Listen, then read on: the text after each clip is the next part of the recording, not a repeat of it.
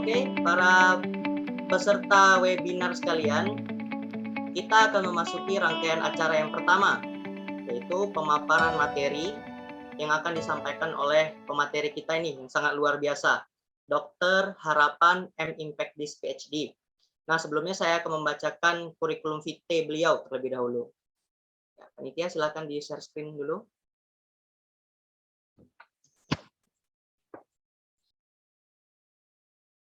Nah, oke, seperti yang terlihat di depan layar ya, nama beliau adalah Harapan.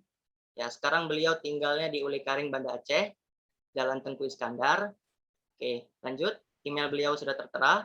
Nah, sekarang beliau ini merupakan dosen dan juga peneliti di Fakultas Kedokteran Universitas Syah Kuala. Nah, kemudian ada riwayat pendidikan beliau. Silakan. Ya, riwayat pendidikan beliau pernah menempuh diploma di kedokteran tropis di Bangkok, Thailand. Nah, Mahidol University. Dan juga beliau ini adalah alumni Fakultas Kedokteran Universitas Syah Kuala. Beliau menempuh jalur pendidikan master di University of Western Australia di Perth, Australia. Kemudian pendidikan doktoral itu juga di University of Western Australia di Perth. Nah, ya, beliau udah 3 ya. Nah, kemudian ada riwayat organisasi beliau nih. Coba lanjut. Nah, beliau ini aktif di Ikatan Dokter Indonesia dari tahun 2012 sampai sekarang. Kemudian Asosiasi Mikrobiologi di Australia. Kemudian Asosiasi Kedokteran Tropis Amerika dan juga Virologi Amerika. Nah, jadi beliau ini organisasinya juga sangat berkaitan ya dengan tema, jadi tidak diragukan lagi. Nah, publikasi beliau juga tidak bisa diragukan. Beliau sudah menerbitkan 2 karya buku. Kemudian jurnalnya, ya, jurnal beliau itu sangat luar biasa banyaknya ya. Boleh di scroll sampai bawah, saya mungkin tidak bisa membacakannya satu persatu sampai ada 100 jurnal ya publikasi. Dan beliau juga sudah pernah melakukan konferensi baik itu di Amerika, di Australia seperti di Perth, Sydney, Melbourne, kemudian di Malaysia di Penang juga pernah, kemudian di Indonesia seperti di Bandung dan juga Banda Aceh. Nah, tidak usah lama-lama lagi, langsung saja kita sambut pemateri kita yang sangat luar biasa, Dr. Harapan M. Impact Dis PhD. Kami persilahkan. Assalamualaikum warahmatullahi wabarakatuh. Terima kasih Muhammad Alif Satrio. Thank you. Thank you atas introduction-nya yang sangat berlebihan sebenarnya. Oke. Baik. Ketawa istri saya. Mohon maaf, saya lagi di rumah. Sebenarnya terima kasih juga ada penghormatan saya kepada Pak Dr. Rio, Bang Rio. Terima kasih kepada panitia, kepada BEM, mungkin ada FKG, kemudian ada BEM FK juga di sini. Oke, sebenarnya kalau seandainya saya lihat, saya kira banyak ibu-ibu atau bapak-bapak yang yang menjadi peserta. Kalau seandainya mahasiswa, apalagi mahasiswa kedokteran ataupun mahasiswa FKG, sebenarnya nggak perlu lagi saya kasih materi ini gitu loh, karena kan memang udah bahan makanannya. Kecuali tadi saya kira banyak pesertanya dari emak-emak tukang sayur atau bapak-bapak beca gitu. Jadi saya bisa ngasih mengapa sehingga mereka bisa mau divaksinasi gitu. Nah sekarang kalau saya tanya di antara kalian adik-adik lah ya, saya masih abang-abang, siapa yang hidup kamera ini, siapa yang udah divaksinasi? Coba tunjuk tangan. Izin dokter, sudah. Oke, ada beberapa ya. Oke, ada beberapa. Oke, ada beberapa yang belum. Sebagai informasi, saya udah divaksinasi 2 kali. Saya sebenarnya termasuk yang terlambat karena kemarin ada kegiatan lain. Mohon maaf sekali lagi, saya juga baru ingat karena dijadwalkan kita mulainya agak jam 10 kalau nggak salah ya, tetapi karena saya ada kegiatan yang tiba-tiba saya nggak tahu gimana siapa yang duluan ngeset. Sebenarnya kalau nggak salah dari kegiatan ini yang duluan udah kita jadwalkan, cuma mohon maaf tiba-tiba tidak tertulis di jadwal saya. Jadi tiba-tiba kok jadi apa namanya itu ada jadwal yang lain yang agak penting gitu. Mohon maaf untuk itu. Oke. Jadi kalau seandainya saya bisa share screen, which is sebenarnya saya juga yang mana. Oke, bentar ya. Share screen. Kelihatan? Sekalian? Kelihatan dokter. Oke, kelihatan ya. Oke, kalau saya fullkan seperti ini kelihatan? Saya kelihatan, cuma saya nggak kelihatan wajah kalian gitu. Saya sebenarnya ada 2 layar, cuma nggak apa-apa. Jadi sebenarnya nggak 1000 juga ya, palingan ada beberapa pertanyaan tentang vaksinasi. Sebenarnya satu yang paling banyak itu adalah aman atau enggak gitu, aman atau enggak, kemudian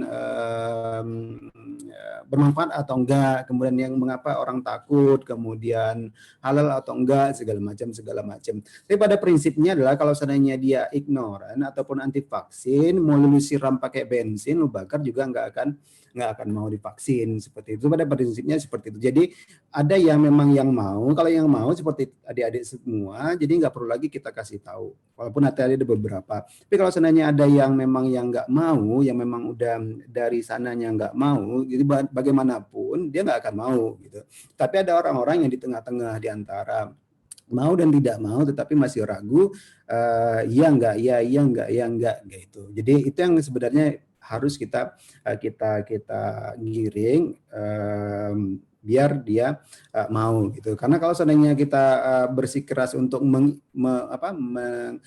menarik orang yang memang tidak mau, itu akan susah. Jangan-jangan nanti setelah diskusi panjang segala macam kita yang nggak mau jadinya, ataupun kita yang jadi oh benar juga ya, mengapa harus divaksin gitu segala macam. Nah itu yang ingin kita dapatkan. Nah kalau seandainya ada adik-adik yang tadi ada ikut seperti ini, yang dari FK ataupun FKG, setidaknya bisa memberi informasi gitu. Jadi kalau seandainya ditanya sama keluarga atau segala macam, gimana nih kan di kedokteran gigi bisa lah ya dikit-dikit tentang vaksinasi atau yang dari FK gitu, dari FK. Biasanya kalau seandainya udah ada FK gitu, walaupun mahasiswa, mereka nggak tahu. Jadi kalau seandainya adik-adik nanti udah dokter, itu ditanya tentang pencangkokan jantung juga sebenarnya harus bisa jawab, karena mereka nggak tahu. Pentingnya kalau sudah dokter, mereka pikirannya harus bisa tahu semua. Itu yang masyarakat anggap, walau sebenarnya nggak seperti itu gitu. Jadi diharapkan adik-adik juga bisa memberikan pemahaman nanti kalau seandainya ditanya oleh orang tetangga ataupun saudara atau segala macam. Oke. Jadi itu ini ada beberapa yang ini udah dijawab, udah ditanyakan, udah dibaca tadi oleh segala macam. Ini adalah si abang ini, saya nggak tahu. Saya tahu teman-teman atau adik-adik sekalian suka TikTok ataupun suka WhatsApp, WhatsApp enggak, ada di Instagram atau segala macam, ini sering abang ini muncul. Jadi mas-mas ini muncul menyatakan bahwa dia nggak percaya atau nggak yakin dengan COVID-19 dan dia mau tidur segala macam. Kalau seandainya dia katanya mau tidur dengan orang atau mayat yang meninggal karena COVID, kalau seandainya dia langsung mati atau kalau seandainya dia mati, itu dia akan percaya. Pada prinsipnya nggak seperti itu ya. Itu namanya nggak berpendidikan, dia nggak memiliki aspek bukan nggak berpendidikan, nggak memiliki pemahaman. Karena mengapa? Nah kalau seandainya lo ada pasien COVID kemudian meninggal, kemudian si abang ini kemudian tidur atau memeluk atau segala macam dengan si mayat, belum tentu dia sakit langsung. Ataupun kalau seandainya dia terinfeksi, belum tentu dia sakit atau bergejala. Kalaupun seandainya dia sakit, belum tentu dia meninggal. ataupun kalau dia sakit belum tentu dia parah gitu. Palingan batuk, pilek segala macam ataupun demam seperti biasa. Nah, kalau seandainya pun dia udah seperti itu belum tentu dia parah. Nah, kalaupun dia parah belum tentu dia meninggal gitu. Itulah konsep dari COVID-19 karena mengapa? Tingkat kematian dari COVID-19 itu cuma di bawah 3%.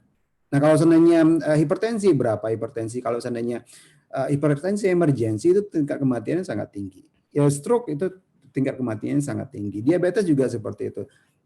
Kalau seandainya diabetesnya udah end stage segala macam. Nah, ya kalau seandainya COVID-19 itu di bawah 3%. Kalau seandainya 3%, 3% bisa bayangkan lah ya kalau teman-teman udah pasti belajar tentang 2% itu berapa. Jadi kalau naik 100 kemungkinan cuma 2% atau 3%. Gitu. Nah, tetapi ada kemungkinan bahwa dia juga bisa yang 2% itu kalau seandainya dia ternyata itu bisa harus pakai ventilator ataupun bisa meninggal gitu. Nah, masalahnya adalah ada kelompok-kelompok tertentu yang itu yang paling penting. Misalkan seperti ini ya. Nanti kita bahas ke belakangnya mengapa teman-teman kalau seandainya sehat bugar itu juga harus divaksinasi. Karena ada orang tertentu yang dia itu tingkat kematiannya itu bukan 2%. Itu 2% itu secara keseluruhan. Tetapi kalau seandainya adik-adik kemudian hipertensi atau diabetes kemudian kena COVID-19 itu dia tingkat kematiannya di atas dari 30%. Kalau seandainya dia severe ya, kalau parah gitu, di atas dari 10% katakanlah seperti itu. Nah, sehingga ada memang orang yang tingkat kematiannya rendah, tidak sama sekali, ada yang memang tinggi. Nah, itu yang harus kita jaga. Nah, itu yang harus sebenarnya kita lindungi. Maka konsep dari vaksinasi ini adalah itu gitu. Jadi ada orang-orang tertentu misalkan di keluarga saya yang di Banda Aceh, kami berapa? 5 ya. 5 itu 4 itu sudah divaksinasi keseluruhannya, 1 enggak. Karena mengapa? 1 itu masa di mana tidak bisa divaksinasi. Belum bisa divaksinasi. Misalkan hamil. Ya, kalau seandainya ada beberapa yang hamil, ada beberapa yang dalam keadaan yang tidak bisa divaksinasi, maka orang yang sudah divaksinasi itu turut melindungi orang yang tidak bisa divaksinasi. Nah, itu yang kita namakan dengan herd immunity. Itulah konsepnya. Nah, ada pertanyaan, nah kalau seandainya cuma 2% atau 3% tingkat kematiannya, mengapa ini penting? COVID-19 ini penting karena mengapa? Tingkat infeksinya yang tinggi. Ya, kalau seandainya per hari ini, benar ya 8 Agustus, per hari ini udah 202 juta orang yang sudah meninggal. Yang sudah terinfeksi. Kalau yang meninggal 4,2 juta orang. Apakah itu banyak? Banyak, ya. Apakah itu banyak? Itu banyak, ya. Jadi kalau seandainya kita bandingkan populasi penduduk Aceh berapa? Sekitar 6 atau 5,5 juta orang. Kalau seandainya segini berarti udah ada 37 kali. Jadi kalau seandainya penduduk Indonesia udah 200 kalau seandainya kita bicara Aceh, kalau seandainya kita berbicara tentang Indonesia itu udah hampir 5/6 karena penduduk Indonesia 270-an, jadi ada sekitar 3/5 lah ya penduduk Indonesia itu udah terinfeksi COVID-19. Itu secara total. Ya, kalau seandainya kematiannya itu hampir satu orang penduduk Aceh itu udah meninggal sejak COVID itu muncul gitu. Jadi 4,2%. Kalau seandainya penduduk Aceh 2019 5,3, kalau sekarang mungkin udah 5,7 juta, itu hampir 4/5 penduduk Aceh itu udah meninggal. Bayangkan aja kalau seandainya penduduk Aceh itu meninggal segitu gara-gara COVID itu. Nah, tapi karena ini memang tersebar di seluruh dunia, jadi nggak terlalu kelihatan. Kalau seandainya kita lihat di Indonesia, bulan Juli kemarin sangat tinggi sekali. kemungkinan adalah yang paling besar itu adalah disebabkan oleh Delta. Jadi Delta itu sangat besar. Nah, ini adalah potret Indonesia. Ya, potret Indonesia. Dan sekarang itu yang paling banyak itu di Bali. Jawa Bali. Nah, Jawa Bali biasanya ketika Jawa Bali sudah mulai turun, ini teman-teman perhatikan sudah turun, ya akan diikuti wilayah-wilayah di luar Aceh Bali. Nah, jadi siap-siap misalkan termasuk Aceh, Sumatera, termasuk Aceh akan meningkat. Gitu. Biasanya seperti itu. Juga kemarin terjadi di sini Aceh babak belur dulu, Jawa Bali babak belur dulu, baru diikuti oleh peningkatan kasus di Aceh. Nah, bayangkan aja ini itu sangat tinggi. Dulu itu kita bisa 300 satu hari. Nah, sekarang kasus di kita udah 300-an per hari. Ini akan lebih meningkat lagi gitu di Aceh ya, di Aceh. Ini akan meningkat lagi. Saya yakin akan meningkat secara signifikan. Bayangkan aja di sini bisa 3 kali lipat. Kemungkinan bisa, kalau seandainya pemerintah kita ataupun kita melakukan screening ataupun diagnosis ataupun screening lebih ini secara masif, bisa saja 1000 per hari nanti di Aceh. Nah, saya nggak bicara tentang COVID, tentang virusnya, teman-teman. Saya yakin sudah tahu segala macam. Ini adalah kalau seandainya kita bicara masa lalu, ini adalah salah satu yang dipikirkan yang menjadi sumber COVID-19. Tapi ada yang bilang nggak usah bicara masa lalu, segala macam apa yang terjadi, apa yang harus dipikirkan adalah masa depan. Tapi sebenarnya kalau seandainya nggak ada masa lalu, kita nggak bisa belajar juga gitu kan. Inilah yang terjadi di Wuhan, di traditional marketnya. Jadi bisa teman-teman lihat, bisa seperti ini, ada kemungkinan terjadi mutasi segala macam, dan yang terjadi adalah peningkatan yang cepat sekali ke seluruh dunia, sehingga menyebabkan tingkat kematian yang segala macam. Mengapa ini terlalu cepat? Mengapa ini cepat terjadi? Yang salah satunya adalah ada yang kita namakan dengan R0. Jadi R0 ataupun reproduction number. Jadi kalau seandainya mengapa terlalu cepat, tergantung dari reproduction number. Jadi kalau seandainya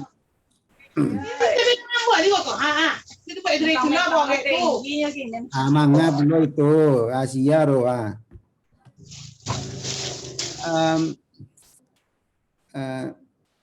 Sia cegoro. Oke. Ada yang kita namakan reproduction number. Jadi kalau seandainya teman-teman ada difteri itu juga sangat cepat.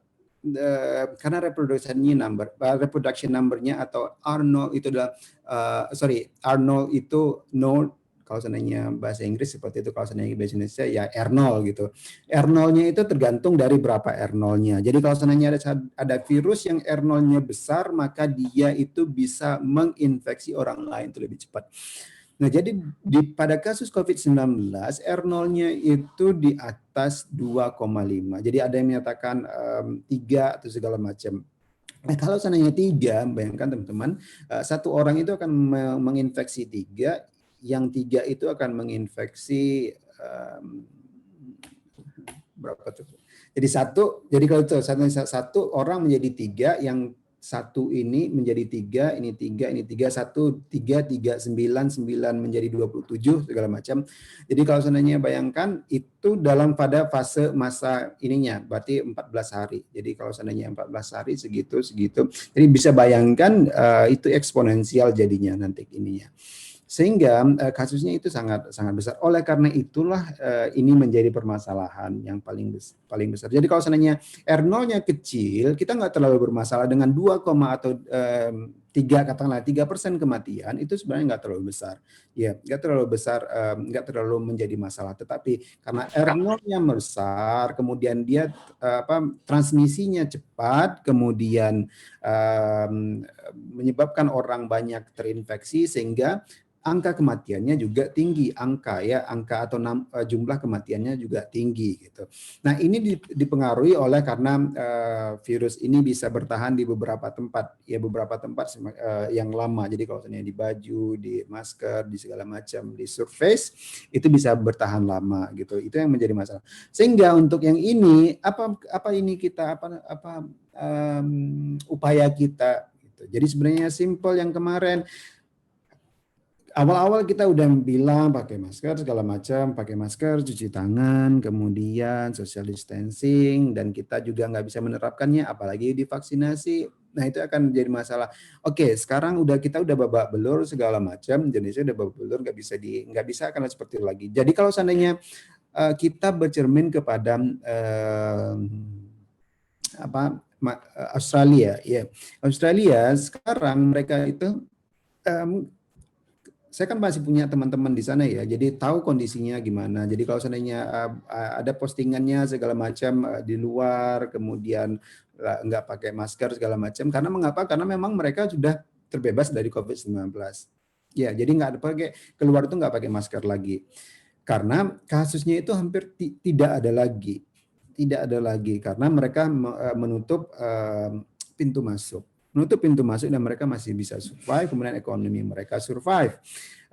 Ekspor impor juga masih berlanjut karena itu bisa disterilisasi. Nah sekarang dengan seketat itu mereka bisa bebas. Nah kalau Indonesia nggak bisa lagi, ya itu minimal kita menggunakan masker, kemudian cuci tangan itu melindungi diri kita. Tapi kasus sudah nggak tahu kita di mana-mana lagi. Ya, nah salah satu yang paling penting adalah vaksinasi.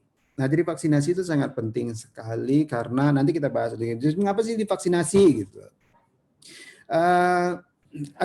Karena memang banyak pesertanya yang dari kedokteran dan kedokteran gigi. Nanti kita bahas sedikit tentang molekularnya gitu ya. Tapi vaksinasi itu sangat penting. Sehingga Badan Kesehatan Dunia mengejar negara-negara untuk coverage dari vaccination coverage-nya itu agar tinggi atau cakupan dari vaksinasinya itu tinggi. Kalau seandainya kita lihat Cina itu sudah 1,7 miliar ya, ini bukan juta, 1,7 miliar dosis, which is sebenarnya berapa orang yang sudah divaksinasi tergantung. Kalau seandainya sudah lengkap berarti 1,7 miliar itu dibagi jadi 2 karena satu orang itu dapat 2 dosis ya. Sekarang masih 2 dosis. Nah, kalau seandainya di Indonesia itu baru 73 dosis. 73 dosis itu artinya hanya dibagi menjadi 2. Jadi sekitar 30 atau 40 lah ya, kita anggap 80. Berarti 40 juta orang, baru 47 juta orang yang sudah lengkap. Walaupun nanti di sini ada yang sebagian udah ada 1, ada yang udah lengkap gitu segala macam. Nah, karena kita menggunakan Sinovac ya, nanti kita bicara lagi lebih jauh. Sinovac yang efikasinya, orang menyatakan efikasi awalnya itu di Indonesia sekitar 60%, 60 atau 60, 70% lah kita memerlukan hitung-hitungannya bahwa modelingnya agar mencapai herd immunity kita memerlukan 189 juta orang yang harus divaksinasi. Jadi itu 70%. Itu 70% penduduk Indonesia harus divaksinasi agar kita bebas dari COVID-19. Jadi kalau seandainya ada kalian bisa main bola di lapangan ataupun kalian nonton bioskop, di Aceh ini nggak ada bioskop, kalau seandainya di Medan segala macam bisa nonton bioskop lagi, itu diperlukan 189 juta orang yang divaksinasi. Mengapa nggak keseluruhannya? Karena kalau nanti saya yakin ada herd immunity, saya bahas nanti. Nah, disinilah ada beberapa orang yang tidak perlu divaksinasi. Misalkan orang yang memang SLE katakanlah ya, ataupun yang orang lagi hamil muda, ataupun lagi dan segala macam yang tidak memang atau reaksi alergi obat yang enggak bisa divaksinasi. Di sini ada beberapa orang yang menjadi yang harus kita lindungi gitu. Nah, sehingga kalau seandainya kita berbicara dosis itu hampir 400 juta dosis yang diperlukan. Ya, jadi sangat banyak. Jadi pemerintah menyediakan dosis, kita yang harus mengikuti harus mau divaksinasi. Karena ke depan belum tentu ini akan gratis, ya, teman-teman ya. Sekarang pemerintah masih memberikan gratis karena kalau seandainya dosis kita sudah hampir orang yang sudah divaksinasi udah hampir mencukupi, ya mencapai target, maka saya yakin pemerintah tidak akan mau mensubsidi keseluruhannya karena itu sangat mahal. Ya, jadi kalau seandainya kalian mau memanfaatkan situasi, buatlah vaksin. Karena kalian akan jadi kaya. Oke.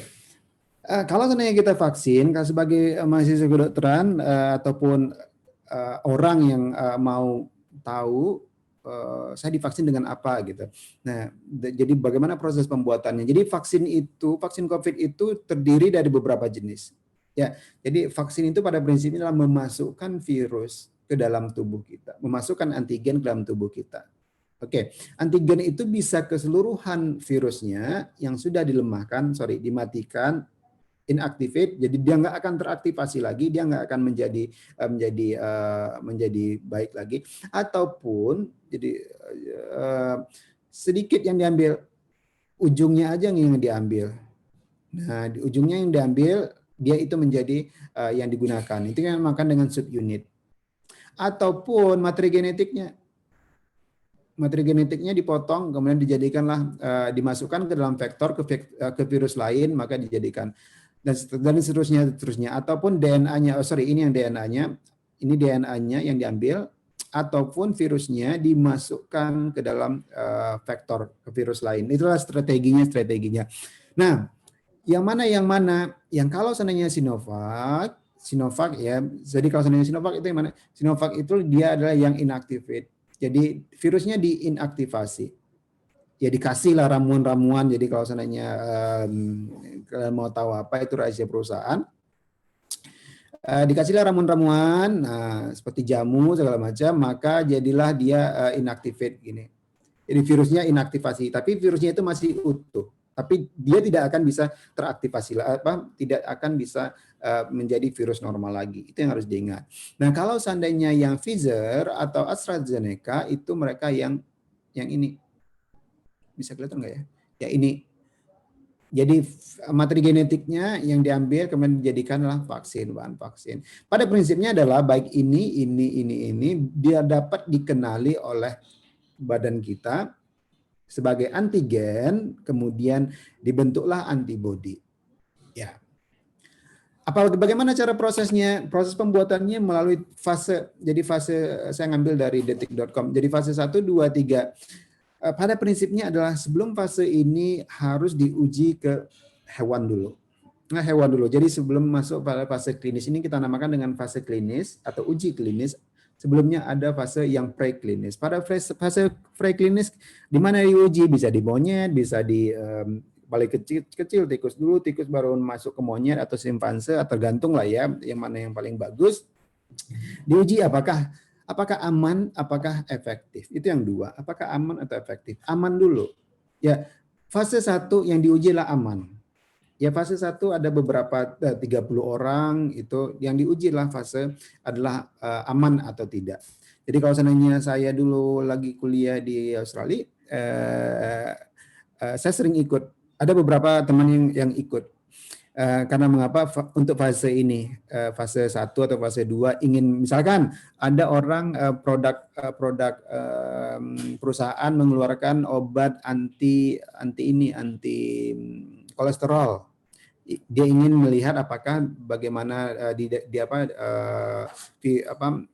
obat itu dalam tubuh segala macam. Nah, itu kita dikasih obat ataupun diinjeksi, kemudian kita dipantau, kemudian darah kita diambil. Nah, itu bayarannya gede. Ya, bayarannya gede. Jadi kalau seandainya ada di vaksin kemarin COVID-19, oh itu lihat tuh masyarakat dibayar segala macam. Memang itu sebenarnya bukan dibayar, ada kompensasi. Karena mengapa orang, lu kalau seandainya katakanlah ya lu kerja lah ya. Kalau di luar itu waktu itu memang duit gitu. Jadi kalau seandainya kita datang, itu kan kita tidak bisa kerja. Ya, kita datang ke klinik, kemudian kita diperiksa, kemudian kita segala macam, kalau seandainya sehat baru kita dikasih, kemudian kita dipantau. Nah, itu kan waktu kita tersita. Walaupun sebenarnya kalau di rumah juga nggak apa-apain gitu ya. Tapi pada prinsipnya waktu kita sih tersita. Nah, kompensasi dari waktu kita yang tersita itulah yang yang dibayarkan gitu. Karena ada hitung-hitungannya berapa per jam. Nah, itu lumayan gede. Jadi kalau seandainya sampai 3 hari itu bisa 1000-an ataupun 1000 lebih. Jadi kalau seandainya di Indonesia kan bisa 110 jutaan. Dan untuk 3 hari dipantau di rumah sakit ataupun di klinik gitu. Biasanya ada kliniknya. Nah itu sangat menyenangkan bagi mahasiswa-mahasiswa. Tapi kalau seandainya ada beberapa yang mau ikut, ternyata ininya obat untuk pokoknya saya lupa, obat untuk pengapahan sperma gitu. Jadi bisa nih nggak ikut nih, jadi banyak teman-teman yang nggak mau ikut karena dia takut efek sampingnya gitu. Saya lupa efek apa gitu, obatnya apa. Tapi pada prinsipnya adalah seperti itu. Jadi fase 1 lihat keamanan dulu, keamanan. Bakal seandainya aman, baru lihat efektivitasnya. Itu 30 ataupun 100 orang. Nah, ke fase 2 itu bisa lebih banyak lagi, 300-an, bisa bahkan 500-an gitu. Nah, di fase 3 itu ribuan. Nah, jadi kalau seandainya Sinovac kemarin itu masuknya fase 3 yang dikerjakan di Bandung itulah fase 3. Jadi kalau seandainya teman-teman apakah aman, itu aman gitu karena udah melalui fase-fase tertentu gitu. Fase 1 kalau seandainya vaksin enggak aman maka dia enggak akan masuk ke fase 2, enggak akan masuk fase 3. Enggak ada tiba-tiba dari fase 1 kemudian diedarkan, enggak ada. Ya. Kemudian pada pembuatan vaksin itu ada timnya, tim yang memantau. Tim yang pemantau untuk melihat yang independen. Jadi untuk melihat apakah ada efek sampingnya apa saja, apakah penelitiannya harus diterminasi atau dihentikan karena efek samping itu dan seterusnya. Kalau seandainya nggak ada, maka ini bisa terus berlangsung. Nah sekarang kalau seandainya kita melihat efektivitas, ada beberapa, ini adalah Sinopharm 79%, AstraZeneca 70%, Pfizer dan seterusnya. Itu melihat efikasi. Efikasi itu apa? Efikasi itu seberapa mampu vaksin tersebut mencegah, satu, ada beberapa yang dinilai, mencegah infeksi, mencegah seseorang masuk ke rumah sakit karena parah, atau mencegah kematian. Jadi yang sangat penting. Jadi yang mana sebenarnya yang paling penting kalau seandainya dibandingkan yang itu? Mencegah mencegah infeksi atau mencegah dia terinfeksi tapi mencegah menjadi berat atau mencegah kematian. Jadi kalau seandainya kita lihat semua penting, tapi kalau mana yang paling penting, saya lebih memilih nomor 2 atau nomor 3. Ya, mencegah menjadi berat atau mencegah kematian. Tuh kalau seandainya kita terinfeksi lah, batuk, pilek segala macam kita biasa, ya biasa. Tetapi kalau seandainya udah berat, kemudian harus masuk ICU atau masuk RICU, kemudian harus diventilasi segala macam, itu nggak kita inginkan. Apalagi kalau seandainya menyebabkan kematian. Nah, yang ada di Indonesia apa aja? Ada Sinovac yang paling banyak sekarang, itu memang rendah sekali. Tapi saya akan kasihkan bukti bahwa Sinovac ini dengan jumlah sampel yang jutaan, efektivitasnya lebih tinggi. Tapi itu di Chile ya, bukan dari Indonesia. Ini penelitiannya di Bandung, jadi mendapatkan 65%. Oke, sekarang bagaimana cara vaksinasi? Vaksinnya terdiri dari 2 dosis, 1 dosis, 2 dosis. Mengapa demikian? Karena teman-teman tahu, mungkin udah belajar tentang imunitas. Jadi setelah kita vaksinasi atau kita masukkan kita terinfeksi, maka akan dibentuk antibodi yang kadarnya itu cukup pas-pas. Ya, makanya kita harus booster lagi atau kita kasih dosis kedua untuk dia lebih tinggi. Sehingga lebih tinggi seperti ini, ya lebih tinggi setelah vaksinasi kedua. Nah, kalau seandainya nanti ada kemungkinan bahwa kita memerlukan booster lagi, sehingga ini tetap pada pada konsentrasi yang seimbang. Nah, tadi tujuannya apa? Tujuannya tadi membentuk kekebalan kelompok, ya. Kekebalan kelompok artinya tujuan dari vaksinasi itu tidak hanya lu sendiri aman segala macam, tetapi kalau seandainya untuk menjaga orang-orang yang tidak bisa divaksinasi, ya orang yang misalkan alergi ataupun kemudian ada yang dia ada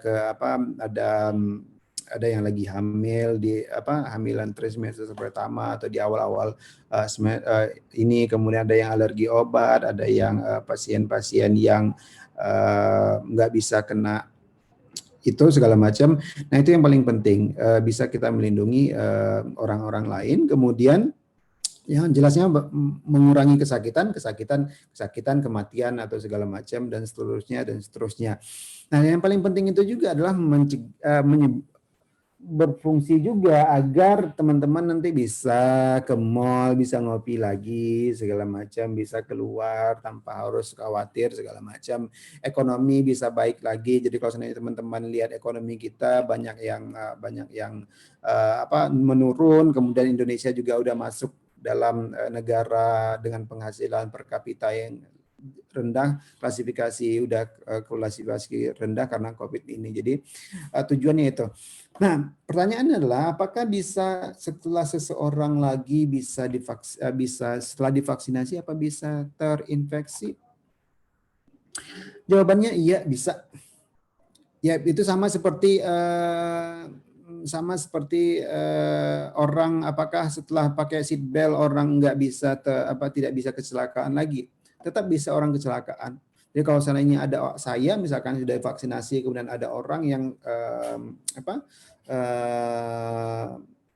yang ada COVID-nya, kemudian bersin, kemudian di muka saya, mudah-mudahan enggak, kemudian ada beberapa yang ini masuk, kemudian virusnya bisa bermultiplikasi, membelah dalam hidung. Nah kalau seandainya saya di swab positif, bisa positif, ya bisa positif. Karena memang virusnya ada, tetapi belum tentu bahwa saya akan demam, saya akan parah segala macam karena saya sudah divaksinasi. Ketika virusnya masuk, maka antibodi saya akan dicetus, akan diinduksi ataupun dirangsang untuk membentuk antibodi, sehingga antibodi itu bisa menghilangkan virus yang ada dalam tubuh saya. Tapi kalau ketika saya di swab itu bisa saja saya positif gitu. Ya, jadi analoginya seperti itu. Jadi kalau seandainya kalian pakai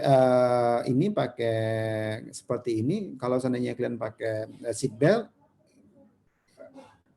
kalian bisa aja bawa lecet nggak patah, kalian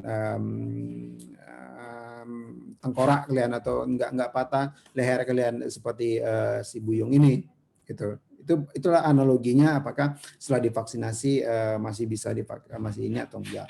Nah, data dari Indonesia yang saya juga masuk dalam kita lagi nulis, data menunjukkan bahwa efikasinya itu mencapai 94%. Ya, 94% menghambat atau mencegah COVID tersebut bergejala. Perhatikan, bergejala kalau seandainya teman-teman sudah divaksinasi. Ya. Karena itu tadi, kalau kita divaksinasi, bisa saja bahwa kita terinfeksi, tetapi 94% kita itu nggak akan bergejala lagi kalau seandainya sudah divaksinasi. Oke, ini sampelnya hanya sekitar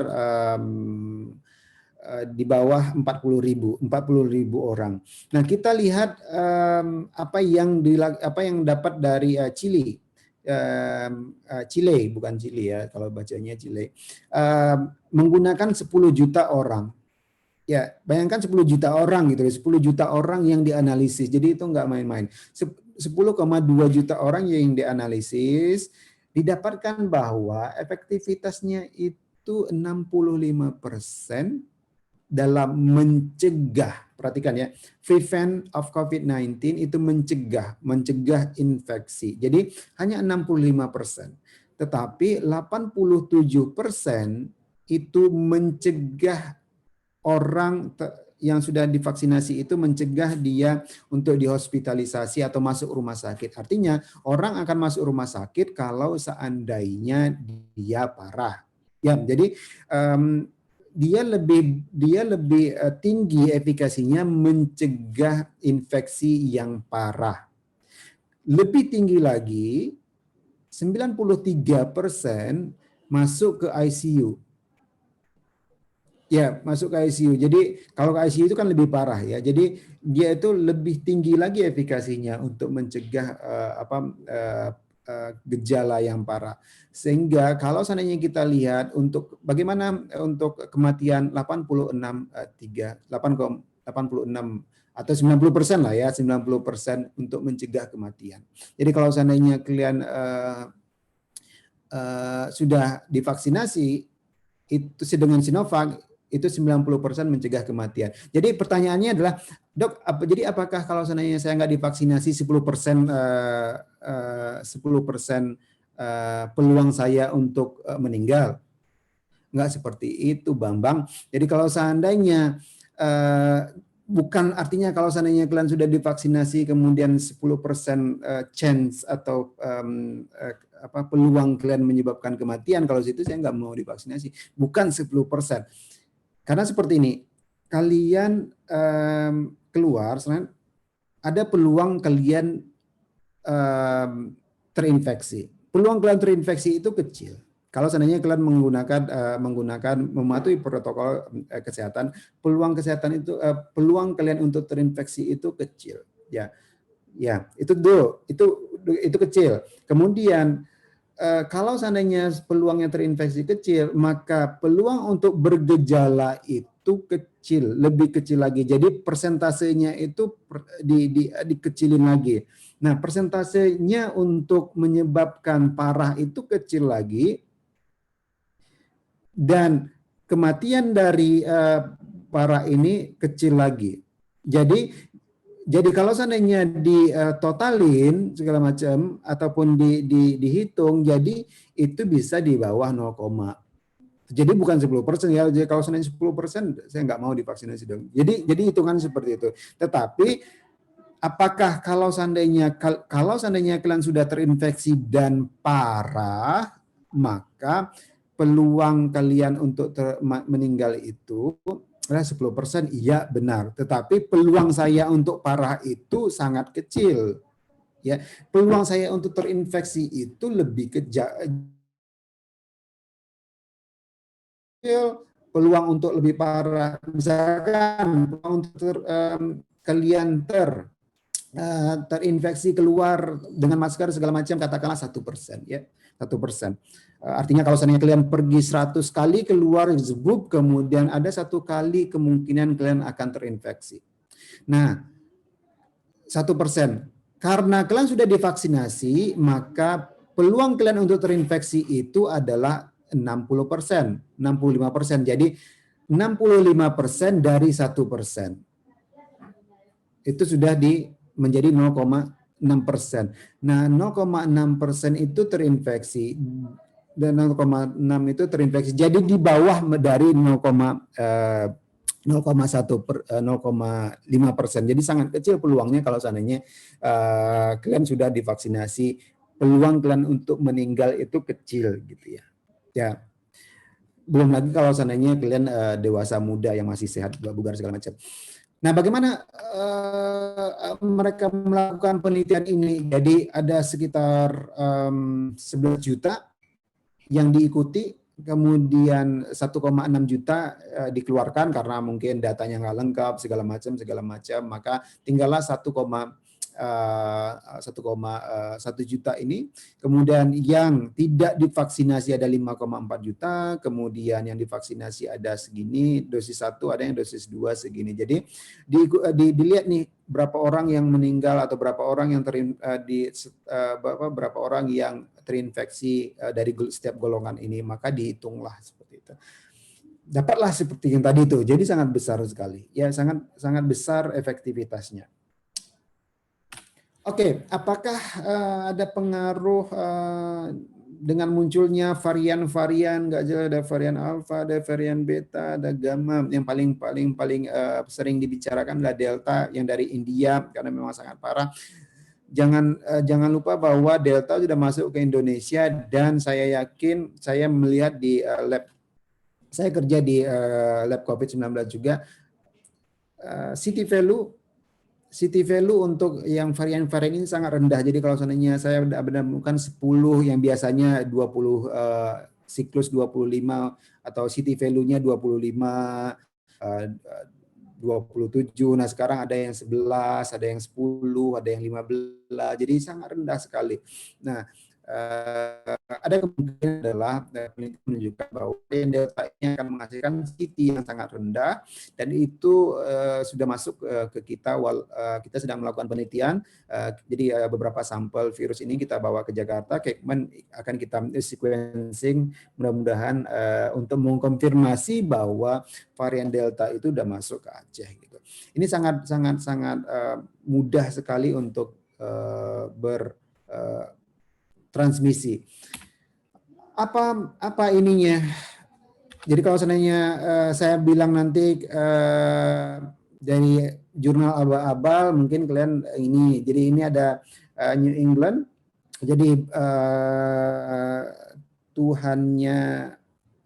Tuhannya jurnal di kedokteran selain Lancet, Nature, juga New England Journal of Medicine. Ini adalah dari situ. Jadi kalau seandainya ada yang meragukannya, minta aja surat DO dari WD1. Apa yang diperhatikan? Jadi kalau seandainya ini ada di bawah ya, gitu. Jadi kalau seandainya dia melihat, mohon maaf saya ini, dia ingin melihat apakah vaksin. Apa ini vaksin ini? Vaksin inilah vaksin yang Pfizer, yang ini adalah vaksin AstraZeneca. Ini adalah Pfizer dan AstraZeneca. Dia ingin melihat pengaruhnya terhadap yang varian Alpha sama varian Delta. Apa yang mereka temukan? Bahwa Pfizer, kalau seandainya dia 2 dosis, jadi ada 2 dosis, ada yang 1 dosis. Sorry, kok jadi bingung ya?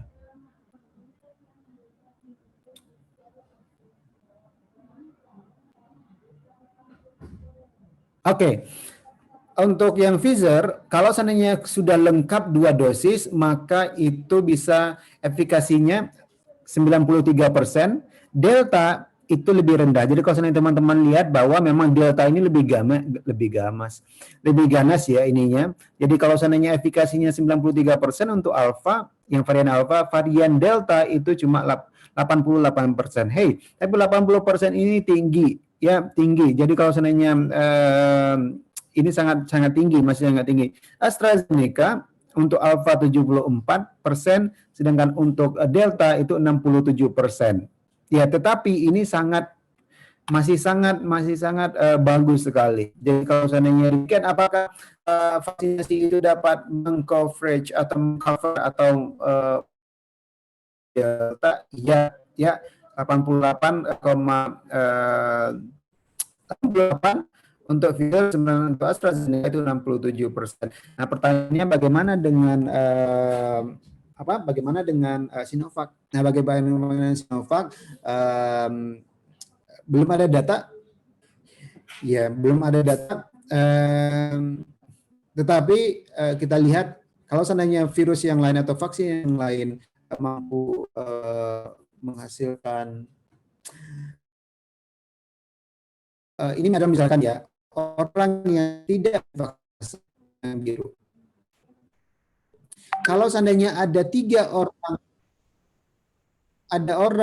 orang yang divaksinasi, yang terinfeksi, karena orang ini belum divaksinasi, maka secara cepat virusnya akan transmisi, menyebar. Ini menyebar, ini menginfeksi ini menginfeksi ini. Kalau bayangkan kalau seandainya COVID-19 dengan Arnold ataupun R0-nya itu 3, katakan ini bisa menginfeksi 1, 2, 3. Ini bisa menginfeksi 3, 1, 2, 3. Dan seterusnya. Jadi cepat sekali dia bisa menginfeksi keseluruhan populasi. Katakanlah populasi Banda Aceh. Tapi kalau seandainya seperti ini, yang ini sudah divaksinasi, ada orang yang divaksinasi, sudah divaksinasi. Nah ini orang yang belum divaksinasi, katakanlah ini orang yang ibu-ibu hamil, ini orang yang segala macam yang harus kita lindungi.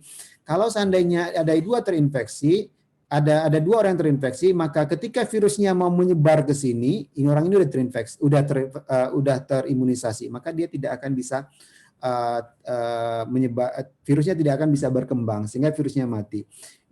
Virusnya juga menyebar ke sini juga virusnya mati. Macam ini menyebar ke sini virusnya mati. Ini menyebar ke sini virusnya mati. Sehingga ketika 14 hari orang ini sembuh tidak ada pun diinfeksi, sehingga orang yang tidak divaksinasi ini bisa terselamatkan. Ya, bisa terselamatkan. Nah, ini kalau seandainya kita atau coverage atau cakupan imunisasinya atau vaksinasinya itu lengkap. Tapi kalau seandainya bayangkan banyak beberapa orang yang tidak tervaksinasi, misalkan di sini tidak tervaksinasi, di sini tidak tervaksinasi, di sini tidak tervaksinasi, yang tadi ini menginfeksi yang tidak tervaksinasi di sini, kemudian ini bisa menyebarkan ke sini lagi, dan akhirnya bisa tidak menghasilkan herd immunity. Itu yang kita namakan dengan herd immunity. Sangat penting sekali. Orang yang bisa divaksinasi, mari kita vaksinasi gitu segala macam. Oke, setelah vaksinasi apakah ada efek samping? Ada. Ya, karena barang asing lalu masukkan dalam tubuh kalian pasti ada divaksinasi.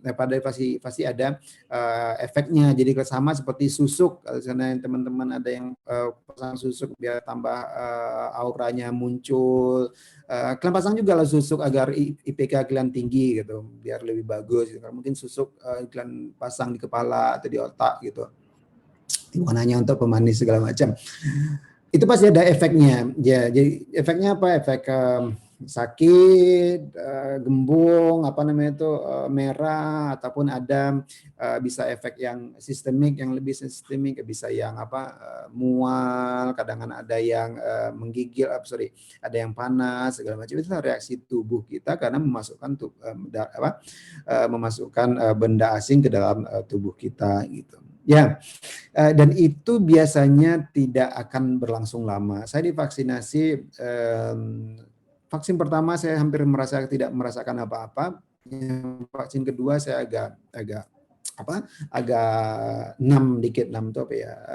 agak kebas sedikit gitu. Agak kebas sedikitnya saya rasakan. Oke. Sekarang pertanyaannya adalah semua kita bisa divaksinasi. Ya, semua kita bisa divaksinasi, tetapi ada orang-orang yang tidak bisa divaksinasi. Nah, ini jadi kalau seandainya kalian list, jangan cari-cari alasan bahwa saya masuk golongan ini nih kira-kira ini. Gitu. Contoh, penyakit autoimun. Individu dengan penyakit autoimun layak untuk mendapatkan vaksinasi jika penyakitnya sudah dinyatakan stabil sesuai rekomendasi dokter yang memperhatikan bahwa penyakit autoimun saja itu bisa divaksinasi kalau seandainya dia sudah stabil. Ya, sudah stabil. Reaksi anafilaksis. Nah, ini yang kadang-kadang kalau seandainya reaksi anafilaksis yang bukan disebabkan oleh vaksinasi itu bisa. Misalkan ada reaksi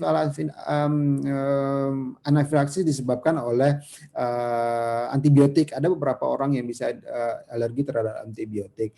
Kalau seandainya demikian, bisa juga bahwa dilakukan freak test dulu, diuji katakan seperti itu. Tapi biasanya kalau seandainya bukan disebabkan oleh vaksin COVID-19 itu masih bisa divaksinasi. Tapi dengan pemantauan.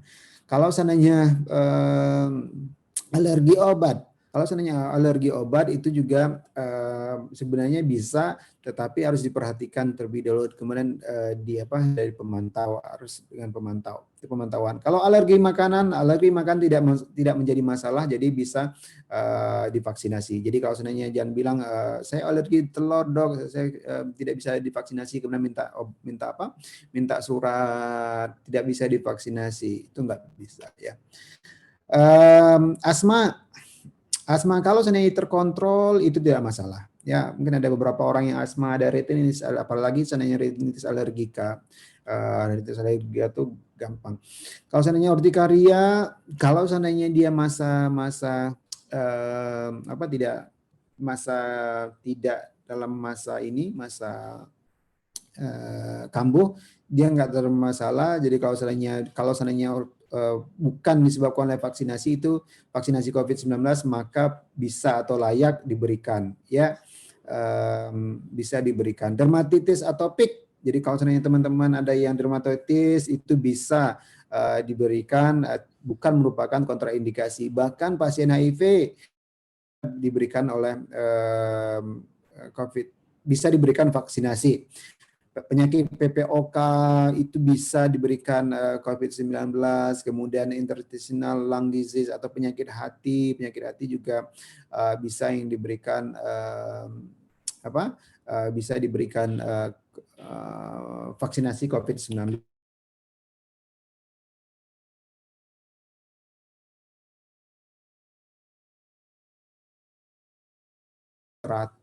Di atas 110 yang tidak bisa divaksinasi. Kalau seandainya di bawah 180 atau di bawah 110 itu bisa divaksinasi.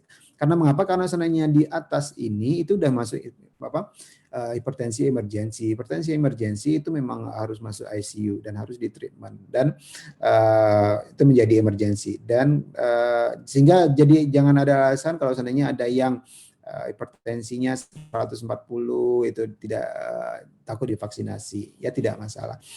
GGK atau penyakit ginjal kronis itu kalau seandainya dia tidak dalam proses dialisis itu boleh. Jadi kalau seandainya yang non dialisis itu juga boleh, bahkan kalau seandainya dialisis dalam kondisi stabil itu juga bisa dikasih.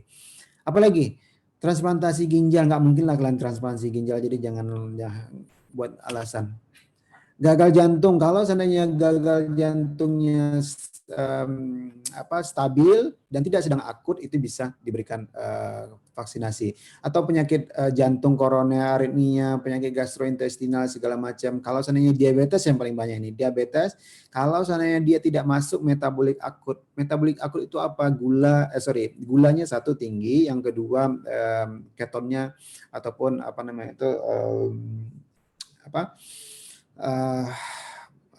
masuk dalam metabolik akut. Jadi metabolik akut itu ada kriteria-kriterianya bahwa dia sedang fase akut gitu.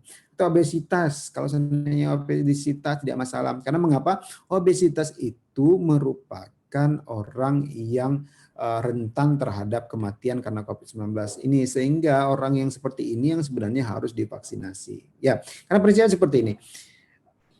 Angka kematian COVID-19 meningkat pada orang hipertensi, orang yang diabetes, orang yang obesitas.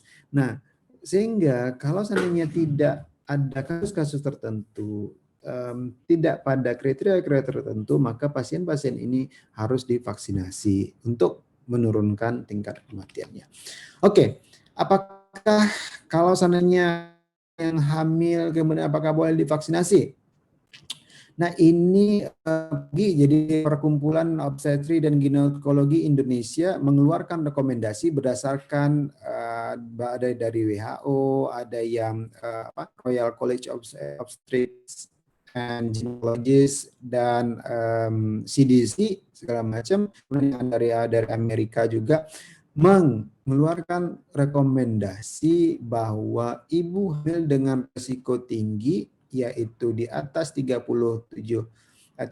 tahun, memiliki BMI di atas 40, berarti ini termasuk yang obesitas, dengan komorbid diabetes dan hipertensi, itu seharusnya divaksinasi. Ya, jadi orang-orang yang risiko tinggi untuk terjadi COVID-19 yang parah atau meninggal, itu disarankan harus divaksinasi. Kelompok ibu hamil risiko tertinggi terpapar, misalkan dia apa namanya itu lagi hamil, kemudian dia perawat ataupun dia dokter yang menangani pasien segala macam, itu juga direkomendasikan untuk divaksinasi. Tetapi kalau seandainya ibu rumah tangga, kemudian resikonya rendah, dia baik-baik aja segala macam, kalau seandainya mau divaksin, silakan divaksinasi, tapi bisa berkonsultasi dulu, karena ada yang vaksinasi itu merupakan hal penting untuk orang ibu hamil, ada yang tidak terlalu penting. Kalau tidak terlalu penting tadi seperti yang tadi itu ya. Kalau yang usianya lebih tinggi, kemudian ada hipertensi, ada komorbid, sebaiknya divaksinasi. Oke. Kalau seandainya dia divaksinasi dosis pertama, kemudian tiba-tiba hamil, apakah masih bisa divaksinasi? Bisa. Jadi kalau seandainya udah hamil, dia vaksinasi dosis pertama sama dosis kedua kan ada 14 hari tuh, ada 28 hari ya. Jadi kalau seandainya tiba-tiba diketahuan hamil di tengah-tengah, apakah dosis kedua harus dilanjutkan? Terus dilanjutkan dosis keduanya, tidak masalah. Itu dari POGI, bukan dari saya. Ya, jadi kalau seandainya tidak dari POGI, kalian berpandangan lalu dari siapa lagi? Karena mereka merupakan, POGI itu apa? Jadi SPOG, OSPOG semua yang konsultan segala macam itu berkumpul lah di situ, membuat pokja, panitia kerja segala macam, mereka merumuskan ini berdasarkan rekomendasi yang ada di seluruh dunia gitu. Oke, aman sampai sekarang Sinovac aman. Halal ya, Sinovac halal, fatwa adalah di sini halal. Jadi kalau saya pengen lihat, carilah ininya, ini dikeluarkan oleh MUI ya, jadi halal ya untuk yang Sinovac sama Sinovac. Bagaimana yang lain, Dok? Pada prinsipnya adalah satu, ini pada kasus emergency. Ada yang kita namakan di Islam itu, saya nggak mau membahas terlalu jauh, mungkin teman-teman yang ini. Jadi ada yang jauh itu melakukan atau pada keadaan-keadaan tertentu, sesuatu yang tidak seharusnya dilakukan itu bisa dilakukan. Termasuklah COVID-19 vaksinasi ini, kalau seandainya ada vaksin yang belum keluar. Misalkan Pfizer ataupun AstraZeneca itu kan belum keluar ada sertifikasinya gitu.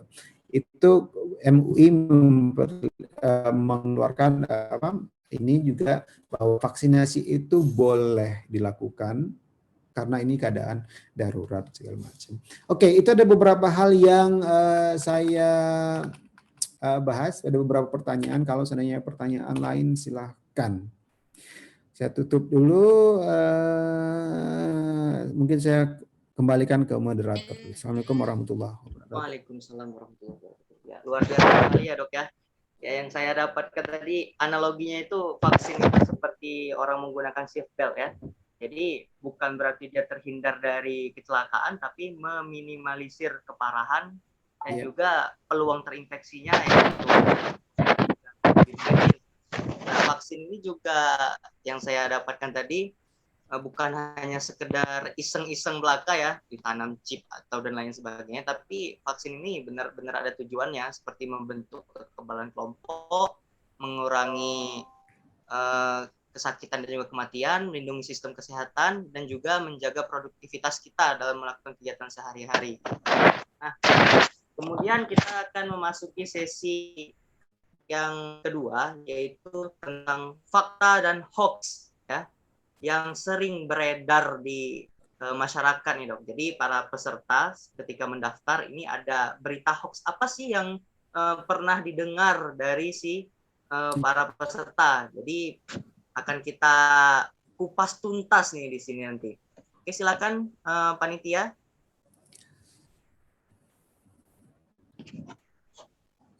Oke. Nah, ini sesi Ask the Doctor. Yang pertama, hoax atau fakta. Vaksin COVID-19 memiliki microchip magnetik sehingga dapat melacak seseorang. Nah, silakan nih, Dok, dijawab dulu, Dok. Oke. Kalaupun seandainya benar ya, dikerjakan nggak dikasih sama kalian, karena kalian itu nggak penting. Ya nggak penting kalian itu dilacak. Karena nggak perlu dilacak, lu kalian pakai handphone. Siapa yang dari sini yang kalian nggak pakai handphone? Kalau saya nggak pakai handphone, nggak ya saya yakin 100% yang ada di sini itu pakai handphone.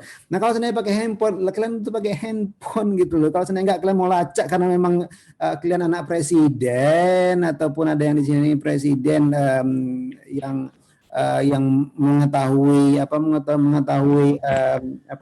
rahasia presiden Kim Jong Un gitu segala macam, bahwa itu boleh gitu. Kalau saya ini nggak apa, ini cuma masyarakat umum yang segala macam. Lah, saya itu satu ya, jadi nggak mungkin lah itu dilakukan karena nggak penting gitu. Kalau seandainya memang dilacak, siapa mereka katakanlah mau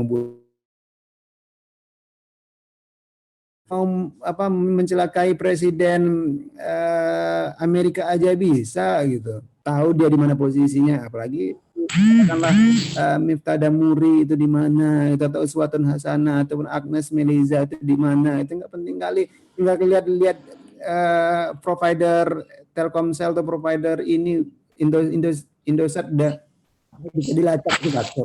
Yang kedua itu berbentuk apa namanya itu berbentuk cairan ya. Ya berbentuk cairan, kecuali kalau seandainya diminum, ada kemungkinan bahwa kalau seandainya diminum itu yang ada serbuk-serbuknya itu bisa kemungkinan kalau seandainya masuk. Nah sekarang itu cairan ya, jadi logikakan aja lah ya, bukan aja. Jadi itu adalah hoax yang paling mematikan, yang paling nggak masuk akal gitu. Jadi yang enggak ini. Jadi ini adalah hoax. Oke, hoax ya dok ya. Jadi selagi kita masih ke kecamatan pakai fotokopi KTP dok ya. Jadi jangan terlalu berharap kita akan dilacak dan sebagainya. Oke lanjut dokter. Hoax atau fakta nih? Vaksin tidak mencegah COVID-19. Orang yang telah divaksin saja dapat terkena COVID. Nah, silakan dok. Vaksin tidak mencegah, fakta. Ini sebagian fakta, karena kalau seandainya kita bicara apakah orang yang tidak bisa divaksinasi sudah divaksinasi bisa terinfeksi, bisa ya, kita udah bahas tadi bisa, tetapi kalau seandainya dia pun terinfeksi dia tidak akan berat. Jadi ini fakta ya, bahwa orang divaksinasi itu masih ada peluang, ya ingat ya, masih ada peluang untuk terinfeksi, tetapi peluangnya itu kecil. Daripada belum divaksin, jadi lebih besar peluangnya untuk terkena COVID. Oke, lanjut.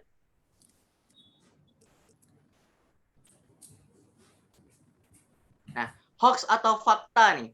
Setelah melakukan vaksinasi COVID-19, orang tersebut akan meninggal 2 tahun kemudian. Nah, silakan dokter, hoax atau fakta?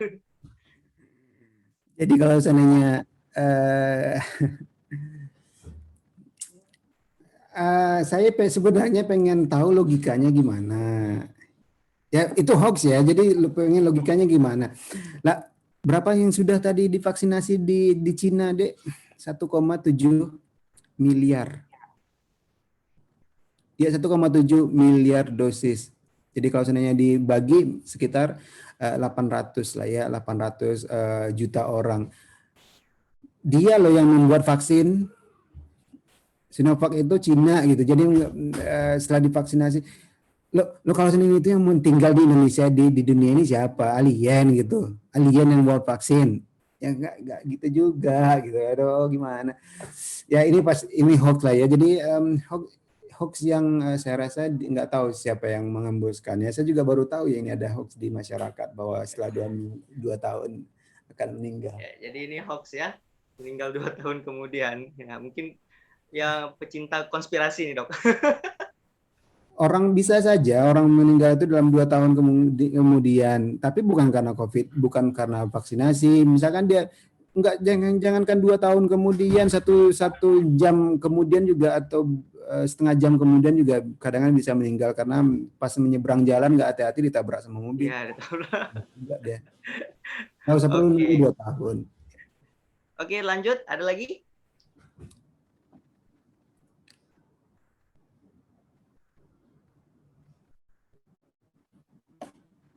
Oke, hoax atau fakta? seseorang yang telah melakukan vaksinasi COVID-19 tidak perlu menerapkan protokol kesehatan. Nah, silakan dok. Ini hoax ya. Tergantung hoax di Indonesia bisa saja fakta itu di negara lain. Ya kalau di negara lain sekarang mereka kadang nggak perlu menggunakan tidak perlu memakai masker, tidak perlu segala macam, karena misalkan kalau seandainya kita ambil contoh di Australia, mereka itu sekarang nggak perlu mematuhi protokol kesehatan lagi karena zero case. Jadi kasusnya itu nol. Tapi kalau seandainya di Indonesia itu harus, ya tetap masih harus karena kita belum tahu siapa yang ada di sekeliling kita. Bisa saja dia positif. Kemudian tadi kita sudah tahu bahwa vaksinasi itu tidak mencegah COVID-19 100%. Dia tidak mencegah 100%. Ada kemungkinan kalian masih bisa terinfeksi walaupun kecil ininya, walaupun kecil persentasenya. Oke. Jadi hoax. Membandingkannya kemarin kayak di Euro mungkin dok ya, Euro 2021 kemarin di stadion itu penuh orang-orang tanpa masker. Nah, ada di orang Indonesia malah itu di luar negeri itu kok nggak perlu masker, kita kok apa gitu ya dok ya. Benar, itu dia. Saya juga sebelumnya udah ditanya sama yang itu. Nah, mereka udah divaksinasi Bambang semua. Jadi mereka udah divaksinasi keseluruhannya. Nah, kalian udah divaksinasi juga belum? Nggak memenuhi peraturan kesehatan. Nah, itu beda kelas gitu loh. Jadi kalau dikasih gratis gitu. Di luar negeri, ada beberapa daerah, bahkan di Indonesia juga sebenarnya, kalau seandainya mereka berebut untuk mendapatkan vaksin, ya mereka berebut untuk mendapatkan vaksin. Nah, sekarang kalau seandainya kalian udah ada kesempatan untuk divaksinasi, vaksinasilah. Ya. Ya, ada lagi? Lanjut, ada 10 tadi.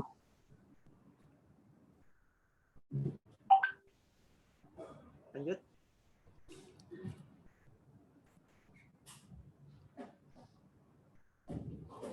Nah, ini hoax atau fakta.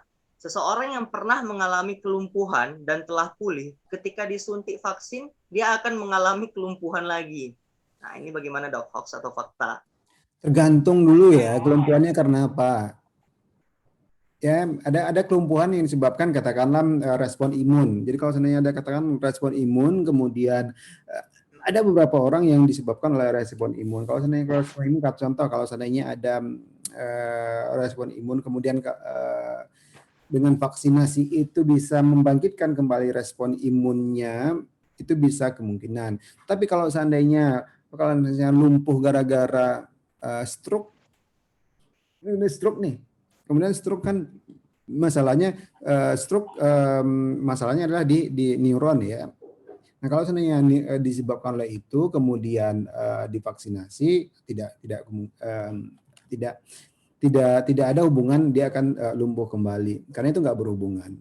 Ya, jadi tergantung dari misalkan ya penyebabnya oleh apa, kelumpuhannya sebelumnya disebabkan oleh apa. Gitu. Jadi ini hoax. Ya. Oke, itulah beberapa berita yang sudah dirangkum oleh panitia dari peserta.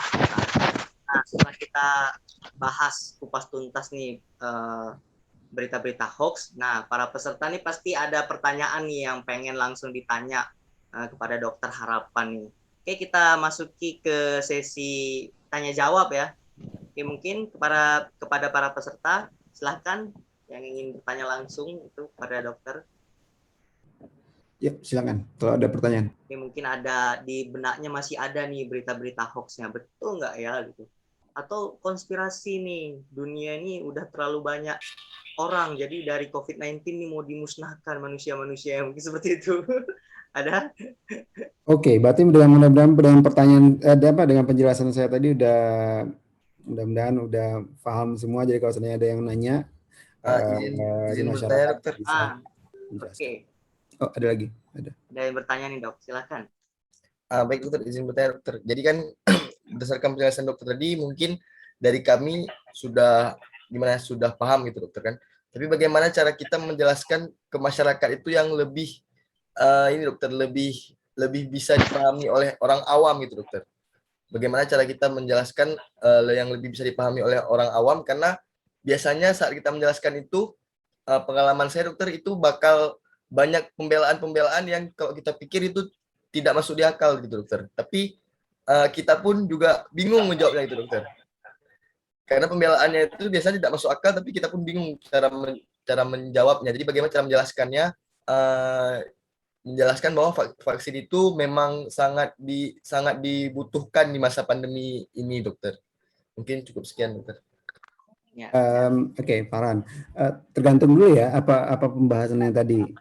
Tergantung apa pembahasannya. Biasanya kalau seandainya kalian udah paham, kalian bisa mendapatkan sesuatu angle yang pembahasannya. Misalkan dia ngeluarin A, maka di ininya dengan B gitu, segala macam. Nah, kalau seandainya seperti ini kan umum ya. Jadi umum saya nggak tahu apanya di mana, tetapi yakinlah bahwa kita harus menggunakan bahasa-bahasa yang baik itu dulu. Menggunakan bahasa-bahasa yang baik, jangan kita terpancing dengan dengan isu mereka. Jadi mereka akan mengeluarkan banyak sekali akan mengeluarkan pembelaan atau fakta aneh ataupun penjelasan aneh. Jadi kalau seandainya memang masih bisa dijelaskan, ya jelaskanlah. Apa yang kalian tahu jelaskan, ya. Apa yang kalian tahu jelaskan. Tapi kalau seandainya nggak tahu, jangan jangan dibuat-buat. Tapi pada prinsipnya adalah seperti itu. Jadi kalau seandainya kalian memiliki pengetahuan tentang itu, sampaikan. Tetapi pada prinsipnya bahwa jangan terpancing emosi. Ya, perbaiki kasih tahu aja baik-baik. Makanya saya bilang tadi, kalau seandainya memang dia anti, itu akan sangat sulit. Ya, memang kalau seandainya ada anti vaksinasi, maka itu akan sangat sulit. Tapi kalau seandainya ada beberapa orang yang dia masih ragu, nah itu yang sebenarnya kita harus harus kasih tahu sehingga dia bisa menurun ketakutannya atau segala macam atau kebimbangannya seperti itu. Gitu kira-kira Farhan. Oke, semoga bisa menjawab ya pertanyaannya. Kemudian ada yang masuk nih dok pertanyaan ke saya. Tapi yang bertanya tidak mau disebutkan namanya, hehe gitu. Pertanyaannya, apa bisa kita divaksin dengan beberapa jenis vaksin, misalnya menggunakan Pfizer dan Sinovac, atau Sinovac dengan AstraZeneca, seperti itu dok? Oke. Sebaiknya divaksinasi itu dengan menggunakan vaksin yang sama. Misalkan kalau seandainya Pfizer di dosis 1, maka Pfizer di dosis 2, karena itu yang kita namakan dengan vaksinasi lengkap. Ya. Kalau seandainya kalian menggunakan Pfizer atau AstraZeneca, sebenarnya tidak perlu lagi ada kemungkinan tidak perlu di booster. Walaupun kita nggak tahu perkembangannya gimana, tetapi kalau seandainya Sinovac, kemungkinan kita perlu booster, tetapi saya nggak tahu pemerintah melakukannya setelah Sinovac maka akan di booster dengan vaksin yang lain. Tapi pada prinsipnya adalah saya melihat bahwa ketika ketika kita kasih whole virusnya, berarti virusnya kalau seandainya kita pakai Sinovac kan keseluruhan tuh virusnya ya, keseluruhan virusnya dimasukkan. Jadi saya bahas tadi. Nah, dia akan antibodi itu akan membentuk untuk virus ini. Nah, kalau seandainya kita masukkan yang lain itu kalau seandainya kita masukkan AstraZeneca yang bagian dari virus itu, maka kemungkinan bahwa virus antibodi yang sudah ada dalam tubuh kita itu juga sudah mengenali, dan booster itu bisa meningkatkan juga antibodi kita gitu. Jadi apakah bisa, tetapi kalau seandainya setelah komplit. Itu yang saya sarankan. Jadi kalau seandainya dosis 1 adalah Sinovac, maka dosis 2 Sinovac. Jadi kalau seandainya boosternya nanti menggunakan yang lain tidak masalah. Ya. Jadi kalau seandainya pun AstraZeneca, katakan kalau seandainya teman-teman dapat AstraZeneca dosis 1, maka dosis 2 juga sebaiknya AstraZeneca. Kalau seandainya nanti booster menggunakan yang lain juga nggak masalah. Tapi pada prinsipnya bisa. Ya. Nah, seperti itu ya. Semoga bisa menjawab nih. Kemudian yang terkait masalah vaksin campur-campur nih dok, ini ada lagi nih dok yang masuk pertanyaan. Nah, Mohon informasi tentang vaksin Moderna yang akan diberikan sebagai vaksinasi tahap ketiga kepada tenaga kesehatan. Berapa lama selang waktu dari vaksinasi kedua dengan Sinovac? Nah, gitu dok. Oke, jujur saya belum baca panduan dari Kementerian Kesehatan. Mungkin teman-teman udah ada yang ini lihat. Tetapi karena itu merupakan booster, jadi kan pemerintah itu memberikan Moderna kalau seandainya sudah divaksinasi 2 kali dengan dengan Sinovac. Jadi itu adalah booster. Jadi prinsip dari booster itu harus lebih besar daripada dosis pertama sama dosis kedua. Jadi kalau seandainya dosis pertama sama dosis kedua itu 28 hari, maka minimal 28 hari terlebih dahulu gitu. Jadi di atas itu 2 bulan, 3 bulan itu akan sangat-sangat membantu gitu. Jadi seberapa ininya saya belum baca. Saya jujur saya belum baca berapa bulan setelah dosis kedua waktu yang diperlukan untuk booster. Tetapi pada prinsipnya adalah kalau seandainya di booster itu ada range waktu. Jadi kalau seandainya setelah 1 tahun dosis kedua apa bisa, itu bisa. Ya, karena itu prinsipnya booster. Tetapi memang ada timing booster yang memang direkomendasikan. Saya nggak tahu apakah di atas 2 bulan atau di atas 3 bulan setelah dosis kedua. Jadi kalau seandainya sekarang kita lihat, mungkin mereka udah ada penelitiannya. Jadi kalau seandainya Februari adalah dosis pertama, jadi Maret mereka selesai, Maret, April, Mei, Juni, Juli, Agustus, jadi setelah 5 bulan, jadi sekitar 5 bulan maka di booster gitu. Jadi gitu. Jadi kalau seandainya teman-teman ada bawa penelitian, boleh itu lihat orang yang setelah di booster dan orang yang sebelum di booster itu berapa ininya, berapa kadar ininya, neutralizing antibody atau antibody dalam tubuhnya. Oke. Ngomong-ngomong masalah booster ini dok, booster vaksin ini misalnya kita kan udah vaksin 2 kali dengan Sinovac. Boosternya itu apakah Sinovac juga atau dengan jenis vaksin yang lain dok? Atau memang ada khusus dia dosis booster gitu dok? Biasanya sekarang kalau yang pemerintah lakukan itu menggunakan Moderna. Jadi saya nggak lihat apakah memang karena memang dosis Sinovac kita nggak ada lagi, tapi saya yakin bahwa Sinovac kita masih punya ya. Jadi kemungkinan bahwa mereka menggunakan Moderna karena mungkin saya nggak tahu, karena ini memang untuk tenaga kesehatan ya, jadi mereka concern terhadap tenaga kesehatan maka di booster dengan Moderna. Dosisnya kemungkinan adalah sama dengan yang digunakan untuk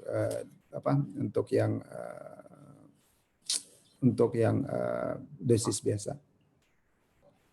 Oke. Mungkin itu saja ya pertanyaan ya. Lagi nih pertanyaan. Jadi bisa kita diskusikan di lain waktu karena waktu mungkin sudah menunjuk mau hampir jam 11, kita cukupi saja kajian hoax COVID-19 pada hari ini. Nah, selanjutnya ada pemberian sertifikat nih kepada pemateri yaitu Dokter Harapan. Ya, kepada panitia boleh di share screen sertifikatnya.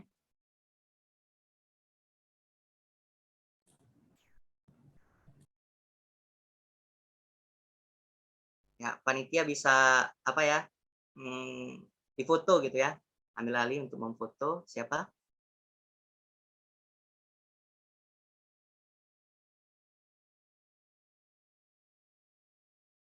Ya, silakan difoto. Baik, mohon dokter izin untuk memandu foto sertifikatnya. Dalam hitungan 1, 2, 3. Sekali lagi dokter, 1, 2, 3. Baik, terima kasih banyak dokter. Oke. Baik, kita sudah memasuki penghujung acara.